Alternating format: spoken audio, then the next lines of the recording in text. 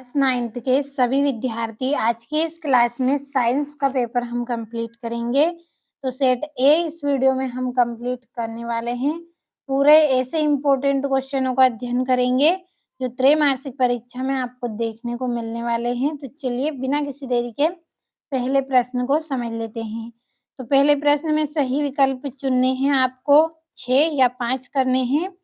तो पहला है पदार्थ की कितनी अवस्थाएं होती हैं? तो पदार्थ की 3 अवस्थाएं होती है। ठोस, द्रव, गैस अवस्था में पदार्थ पाए जाते हैं अधिकतर। और तीसरा है जिस न्यूनतम ताप पर पिघलकर द्रव बन जाता है वह इसका क्या कहलाता है? तो गलनांक कहलाता है। तीसरा है पदार्थ की किस अवस्था में कणों के मध्य न्यूनतम रिक्त स्थान होता है? तो ठोस कणों के मध्य क्या होता है? जो रिक्त स्थान होता है वो कम होता है। चौथा है सर्वाधिक विसरण गुण वाला पदार्थ है तो कौन सा है? गैस।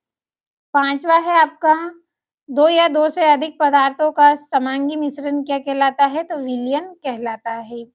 छठा है वायु एक विलयन है तो किसका है? गैस में गैस का विलयन है। तो ये आपके 6 सही विकल्प हैं, अच्छे से आप कंप्लीट कर लीजिए। तो स्क्रीनशॉट आपने लिया होगा। हमारा अगला प्रश्न है रिक्त स्थान, तो उसको हम समझ लेते हैं। तो जीवन की मूलभूत इकाई डेडेस होती है तो कौन सी होती है? कोशिका होती है। दूसरा है पादपों में जल का संवहन डेडेस ऊतक द्वारा होता है तो जाइलम ऊतक के द्वारा होता है। तीसरा है समसूत्री विभाजन डेडेस कोशिकाओं में होता है तो पेत्रक कोशिकाओं में होता है। चौथा है पौधों की पत्तियों में पाए जाने वाले छिद्र जिनसे गैसों का आदान प्रदान होता है डेडेस कहलाते हैं।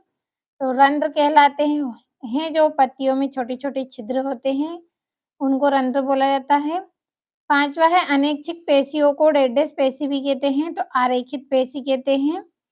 और छठा है एक ही प्रकार की कोशिकाओं का समूह जो संरचना व कार्य में समान हो डेडेस कहलाता है तो ऊतक कहलाता है। तो ये आपके रिक्त स्थान भी हो गए हैं। अब हमारा तीसरा प्रश्न है, एक वाक्य में उत्तर लिखिए। तो पहला है दाब का एसआई मात्रक, तो क्या है दाब का एसआई मात्रक? पास्कल होता है। तो ये आपका दूसरा है निलंबन किस प्रकार का विचलन होता है? तो विषमांगी मिश्रण होता है। तीसरा है डीएनए का पूरा नाम क्या है? तो डी ऑक्सी राइबो न्यूक्लिक अम्ल होता है डीएनए का पूरा नाम। चौथा है आपका कोशिका विभाजन कितने प्रकार का होता है? तो 2 प्रकार का होता है कोशिका विभाजन। पांचवा है मरुस्थली पौधों में किस प्रकार के रंध्र पाए जाते हैं? तो सूक्ष्म रंध्र पाए जाते हैं मरुस्थली पौधों में। छठा है एक गाड़ी का ओडोमीटर किसका मापन करता है? तो गति का किलोमीटर घंटा का मापन करता है। अब हमारा चौथा प्रश्न है जिसमें सही जोड़ियां आपको बनानी है। पहली है गति का तृतीय नियम है तो इसका आंसर आएगा आपका क्रिया इक्वल प्रतिक्रिया। दूसरा है चाल, तो चाल का आएगा दूरी बटा समय। तीसरा है त्वरण, तो त्वरण की जोड़ी रहेगी स्वतंत्र रूप से गिरती यह आएगा आपका वेग में परिवर्तन बटा लिया गया समय। चौथा है गुरुत्वीय त्वरण, तो इसका आएगा स्वतंत्र रूप से गिरती वस्तु। पांचवा है जड़त्व, तो गति का प्रथम नियम है जड़त्व और गति का द्वितीय नियम कौन सा है? Fa equal ma। ये आपकी छठी जोड़ी हो गई। स्क्रीनशॉट ले आप अच्छे से, फिर हम अगले प्रश्न को पढ़ेंगे। ये यहाँ पे आपका चौथा प्रश्न पांचवा जिसमें सत्य असत्य करने हैं। तो मोमबत्ती का जलना भौतिक परिवर्तन है तो ये सत्य बात है आपकी।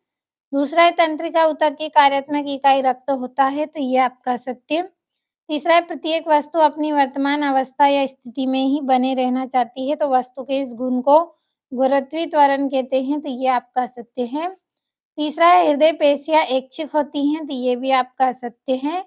और पांचवा है सर जे थॉमसन ने एनोड किरणों की खोज की तो ये भी आपका सत्य।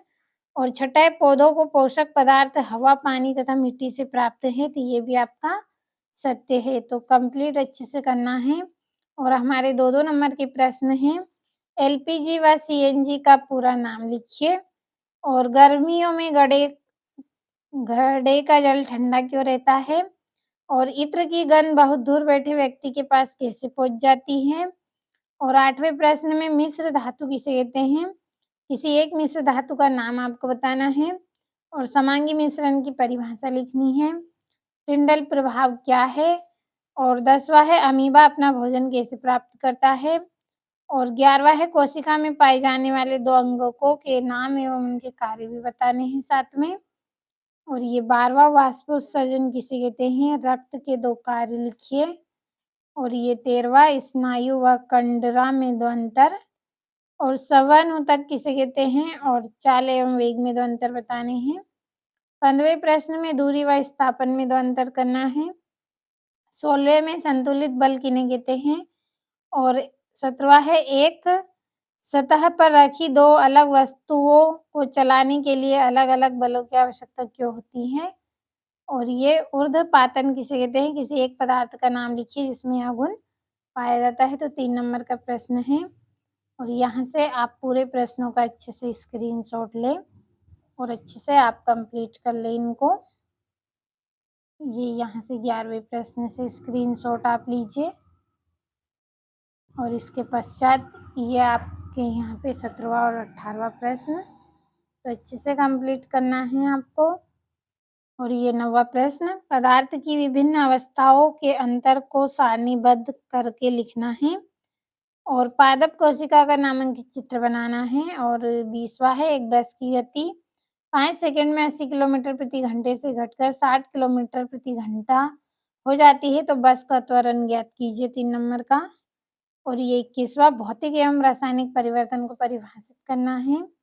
और 21वें प्रश्न में ये आपका 4 नंबर का। और ये 22वां 23वां तो कंप्लीट अच्छे से आप करें इन प्रश्नों को।